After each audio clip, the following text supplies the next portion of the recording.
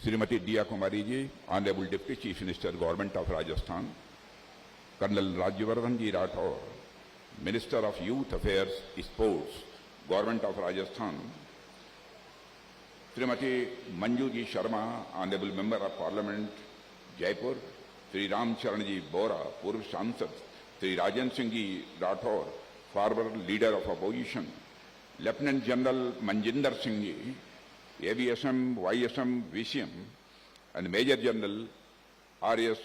Godara, Shri Shivpal Singh ji Nangal, अध्यक्ष श्री भवानी निकेतन शिक्षा समिति, श्री राम सिंह जी चंदलाई, राजपूत सभा के अध्यक्ष, श्री नागेंद्र सिंह जी बागड़, उपाध्यक्ष श्री भवानी निकेतन शिक्षा समिति, प्रधानाचार्य, शिक्षकगण, समस्त कर्मचारी, भवानी निकेतन शिक्षा समिति और इस कार्यक्रम में मौजूद हमारे सभी अन्य विधायकगण, अन्य जनप्रतिनिधि तथा अन्य महानुभाव जो भी इस कार्यक्रम में उपस्थित हैं।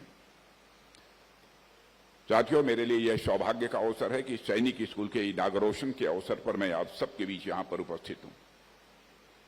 मैं श्री भवानी निकेतन पब्लिक स्कूल और इस आयोजन के जितने भी स्टेक होल्डर्स हैं, सबका मैं धन्यवाद करता हूं कि उन्होंने यहां पर इस कार्यक्रम में आमंत्रित किया है।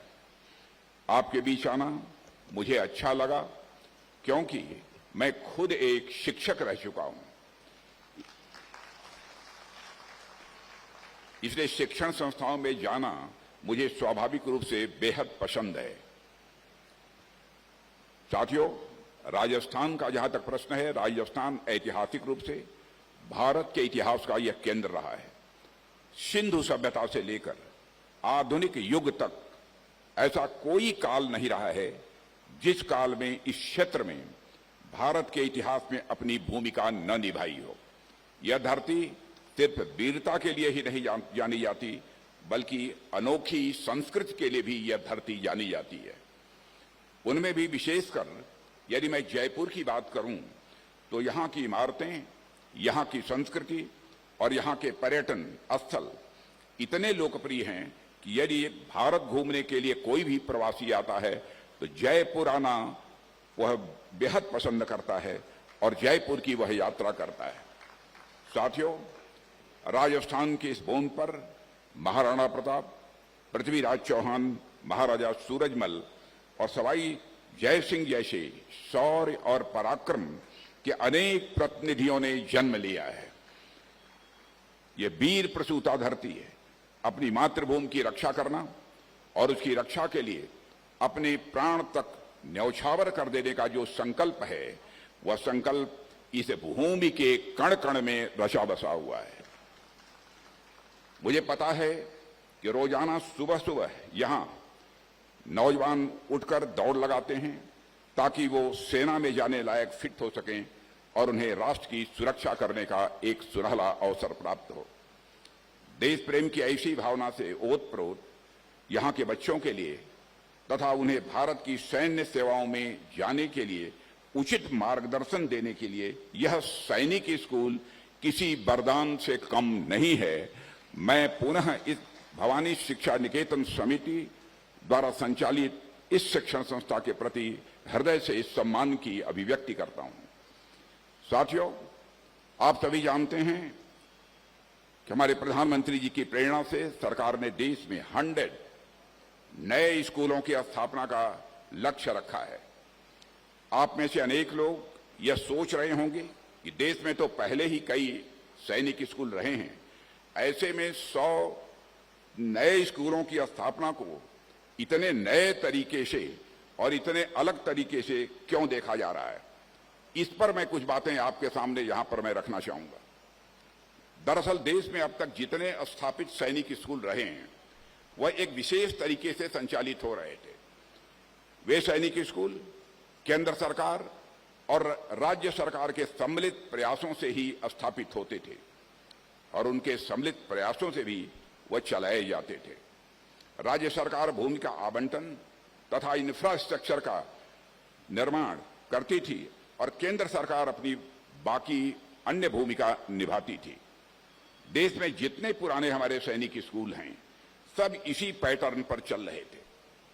लेकिन प्रधानमंत्री जी ने जिन 100 नए स्कूलों की स्थापना का लक्ष्य रखा है वह केंद्र और राज्य सरकार की पार्टनरशिप से नहीं बल्कि पीपीपी मॉडल यानी प्राइवेट पब्लिक पार्टनरशिप के आधार पर स्थापित और संचालित किए जा रहे हैं। साथियों, आप लोगों को लग रहा होगा कि आमतौर पर तो पीपीपी मॉडल को पब्लिक प्राइवेट पार्टनरशिप के रूप में देखा जाता है, फिर मैं इसे प्राइवेट पब्लिक पार्टनरशिप क्यों कह रहा हूं, आखिर इसका क्या मतलब है, यह प्रश्न आपके मस्तिष्क में पैदा होना यह स्वाभाविक है। साथियों, आप सब जानते हैं कि जब भी पब्लिक प्राइवेट पार्टनरशिप की बात की जाती है तो इस पार्टनरशिप में पब्लिक वर्ड यानी सरकार की भूमिका पहले आती है। कोई भी काम होता है, कोई प्रोजेक्ट होता है, उसमें हम सरकार की भूमिका सबसे पहले ढूंढने लगते हैं। परिस्थितियां अब पूरी तरह से बदल रही हैं।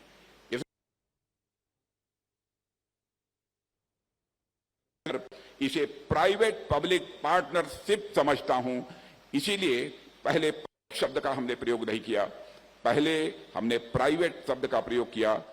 जब भी पब्लिक प्राइवेट पार्टनरशिप की बात की जाती है तो इस पार्टनरशिप में स्कूल की मैंने चर्चा की है। मैं प्राइवेट शब्द को इसलिए पहले रख रहा हूं क्योंकि वर्तमान समय में यदि आप देखिए तो अर्थव्यवस्था के लगभग प्रत्येक क्षेत्र में प्राइवेट सेक्टर की भूमिका पब्लिक सेक्टर के मुकाबले कहीं अब ज्यादा होती जा रही है। भारत की अर्थव्यवस्था में प्राइमरी सेक्टर यानी एग्रीकल्चर और उससे जुड़ी हुई गतिविधियों की बात की जाए तो भारत की 50% से ज्यादा वर्कफोर्स उसमें काम करती है और सारा का सारा प्राइवेट सेक्टर ही है। सरकार कहीं जाकर खेती नहीं करती है, खेती का सारा कार्यभार प्राइवेट लोगों की जिम्मे होता है। तो आप देखिए, जो अर्थव्यवस्था का सबसे बड़ा हिस्सा है वह अपने आप में प्राइवेट सेक्टर है। इसके अलावा अर्थव्यवस्था के बाकी दोनों सेक्टर यानी मैन्युफैक्चरिंग सेक्टर और सर्विस सेक्टर में भी प्राइवेट सेक्टर की भूमिका पहले से कहीं अब ज्यादा हो गई है। मेरे कहने का अर्थ यह है कि देश की अर्थव्यवस्था की जो गाड़ी है उस गाड़ी की ड्राइविंग सीट पर आज प्राइवेट सेक्टर बैठा हुआ है। इसलिए मैंने जब यह कहा कि जब कभी पीपीपी मॉडल की बात आती है तो वह पब्लिक प्राइवेट पार्टनरशिप नहीं है बल्कि वह प्राइवेट पब्लिक पार्टनरशिप ज्यादा होती है। और देश में जिन नए सैनिक स्कूलों की स्थापना हो रही है वह इसी प्राइवेट पब्लिक पार्टनरशिप की आधार पर ही की जा रही है। साथियों, पीपीपी अवधारणा के तहत शिक्षा का जो विकास किया जा रहा है वह मेरी समझ में उपयुक्त इसलिए है क्योंकि इसमें प्राइवेट सेक्टर और पब्लिक सेक्टर दोनों की स्ट्रेंथ एक साथ मिलकर वह काम करेंगे और हमारी आने वाली पीढ़ी को सर्वोत्तम शिक्षा वह उपलब्ध कराएंगे। साथियों, जहां तक शिक्षा का प्रश्न है तो शिक्षा को भारत के समाज व राष्ट्र के विकास में सबसे आधारभूत तत्व के रूप में देखा गया है। भारत में शिक्षा का प्राचीन काल से ही महत्व कितना रहा है यह आप सभी अच्छी तरह जानते हैं। हमारे यहाँ प्राचीन शिक्षा प्रणाली ने समाज निर्माण में अपना बहुत ही महत्वपूर्ण योगदान दिया है। इस सच्चाई को भी कोई जो हमारी प्राचीन शिक्षा रही है उसका ध्यान सिर्फ और सिर्फ मानव के आध्यात्मिक यानी स्पिरिचुअल और मानसिक यानी मेंटल डेवलपमेंट पर ही रहा है। माना गया कि चाहे वो वेद हो, पुराण हो तथा हमारी जो संहिताएं हों, उपनिषद आदि हों, उनका अध्ययन मानव को केवल अंतः ज्ञान यानी अंदर के ज्ञान की ओर ले जाता है। साथ ही ब्रह्म और जीव के संबंधों को भी प्राचीन शिक्षा प्रणाली में अधिक महत्व दिया गया है। लेकिन हम ध्यान से देखेंगे तो हम पाएंगे कि यह सिक्के का सिर्फ एक पहलू है। साथियों, यह सही नहीं है कि प्राचीन शिक्षा प्रणाली में केवल स्पिरिचुअल डेवलपमेंट यानी आध्यात्मिक विकास पर ध्यान दिया जाता था, बल्कि मन के भीतर के साथ साथ बाह्य ज्ञान जैसे मैथमेटिक्स हो, साइंस हो, फिलॉसफी हो, व्याकरण हो, नृत्य और संगीत इत्यादि पर भी प्राचीन काल में ही ध्यान दिया जाता था। यही कारण रहा है कि भारत में जितना आध्यात्म का प्रचलन रहा, उतना ही प्रचलन मैथमेटिक्स और साइंस जैसे विषयों का भी रहा है। हमारा यहां अनेक मैथमेटिशियन जन्म लिए, अनेक गणितज्ञ जन्म लिए, जिन्होंने सिर्फ शून्य की ही खोज नहीं की, बल्कि पूरे नंबर सिस्टम की ही खोज कर डाली। ऐसे मैथमेटिशियन हमारे यहां पैदा हुए। हालांकि नंबर सिस्टम की खोज जब भारत से निकलकर अरब से होते हुए दुनिया भर में पहुंचा, तो दुनिया ने मान लिया यह सिस्टम अरब की देन है, लेकिन ऐसा नहीं है। उन सिद्धांतों का मूल बीज भारत में ही था। यहां पर बहुत सारे हमारे टीचर्स मौजूद हैं, बहुत सारे यहां पर हमारे छात्र मौजूद हैं। यहां पर मैंने अध्यात्म की चर्चा की है। मैं जानता हूं कि अध्यात्म की जब भी बात की जाती है, लोग यह समझते हैं मंदिर में जाकर पूजा करना, मस्जिद में जाकर इबादत करना, यही अध्यात्म है। लेकिन सच्चाई है यही अध्यात्म नहीं है। आप मंदिर में जाते हैं या नहीं जाते हैं, मस्जिद में जाते हैं या नहीं जाते हैं, गिरजाघर में जाते हैं या नहीं जाते हैं, इसके कारण आपकी आध्यात्मिकता पर कोई प्रश्न चिन्ह नहीं लगता। अध्यात्म क्या है, एक मैथमेटिकल इक्वेशन के रूप में मैं इसे डिफाइन करने की कोशिश करूंगा। थोड़ी देर के लिए आप यह मान लीजिए, आपका जो मन है, आपका जो मन है, यह सर्किल है, एक सर्किल है। और आप जानते हैं छोटे मन का व्यक्ति कभी बड़ा नहीं हो सकता है।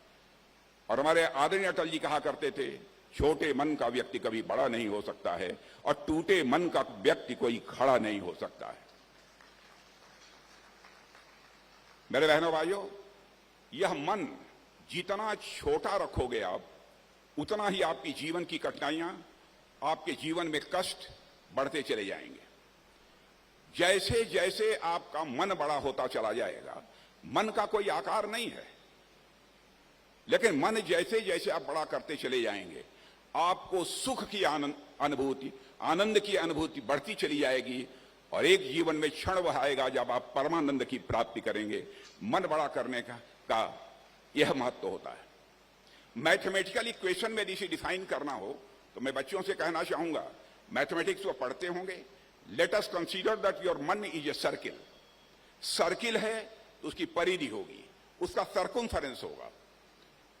जैसे जैसे इस मन के परिधि को, मन के सर्कमफेरेंस को आप बढ़ाते चले जाओगे, उसी रेशियो में सुख, आनंद की यह अनुभूति ज्यादा होती चली जाएगी। मैथमेटिकल इक्वेशन में जिसे कहना हो तो हम कह सकते हैं circumference of man is directly proportional to the magnitude of sukh, circumference of man is directly proportional to the magnitude of anand, circumference of man is directly proportional to paramanand, क्योंकि परमानंद का कोई मैग्नीट्यूड नहीं होता है, कोई आकार नहीं होता, कोई परिणाम नहीं होता। इसलिए कभी कभी मंदिर और मस्जिद में जाकर इबादत करना, दर्शन करना, पूजा करना, इसी को लोग आध्यात्म मानते हैं। सच्चाई है कि आध्यात्म नहीं है। दर्शन शास्त्र हो, गणित हो, आर्किटेक्चर हो, मेडिकल साइंस हो, नृत्य संगीत हो, मार्शल आर्ट हो या फिर अन्य कोई विधा हो, उन सब पर भी हमारी प्राचीन शिक्षा प्रणाली में साथियों विशेष ध्यान दिया गया है। हालांकि यह बात अलग है कि कुछ कारणों से, जैसे मैकाले द्वारा निर्देशित शिक्षा पद्धति हो या फिर कुछ अन्य कारणों से यह बात दुनिया के सामने नहीं लाई गई कि हमारी प्राचीन शिक्षा प्रणाली का ध्यान मैथ्स तथा साइंसेस पर भी उतना ही था। एक कारण यह हो सकता है कि उन्हें अपनी शिक्षा व्यवस्था को सुपीरियर दिखाना था तथा हमारी शिक्षा व्यवस्था को इंफीरियर दिखाना था, इसलिए उन्होंने जानबूझकर ऐसा किया हो। लेकिन ऐसा तो बिल्कुल नहीं है कि हमारा ध्यान सिर्फ दर्शन और अध्यात्म पर था, बल्कि हमारा ध्यान तो गणित के ऊपर था, हमारा ध्यान विज्ञान के ऊपर था, हमारा ध्यान एस्ट्रोनॉमी यानी खगोल शास्त्र पर भी था, हमारा ध्यान तो ज्योग्राफी पर भी था, इन सारे विषयों पर था। साथियों, मेरे कहने का अर्थ है कि हम हमेशा से नॉलेज बेस्ड सोसाइटी रहे हैं और आज भी हमारा भारत नॉलेज बेस्ड सोसाइटी है। यदि मैं मॉडर्न एजुकेशन की बात करूं तो आप सब जानते हैं कि जब भारत आजाद हुआ तो उस समय हमारी लिटरेसी, साक्षरता का दर अप्रॉक्सीमेटली 15% के आसपास बतलाया जाता है। लेकिन केंद्र सरकार, राज्य सरकारें तथा भारतीय समाज के अन्य स्टेक होल्डर्स के प्रयासों से आज स्थिति बदल चुकी है। आजादी के बाद से अब तक अनेक सरकारें बदली और सभी ने अपनी नीतियों के अनुरूप शिक्षा व्यवस्था में परिवर्तन करने का प्रयास किया है, पर सभी सरकारों का लक्ष्य एक रहा है कि कैसे नई पीढ़ी का समग्र विकास, यानी उसकी पर्सनालिटी का कंप्रिहेंसिव डेवलपमेंट कैसे हो, इस पर बल रहा है। साथ ही और एक नई सशक्त पीढ़ी हमारे भारत में कैसे तैयार हो, उस पर हमारा ध्यान रहा है। आज जब हम नई एजुकेशन पॉलिसी के माध्यम से समाज को एक नई दिशा देने का प्रयास कर रहे हैं, तो सैनिक स्कूल, मैं मानता हूं, इस प्रयास को नई गति देने का काम करेंगे, ऐसा मेरा पक्का विश्वास है। साथियों, श्री भवानी निकेतन एजुकेशन एंड चैरिटेबल ट्रस्ट 1942 से ही समाज की सेवा में कार्यरत है। इनके पास सरकार के साथ मिलकर काम करने का एक बहुत बड़ा अनुभव भी है।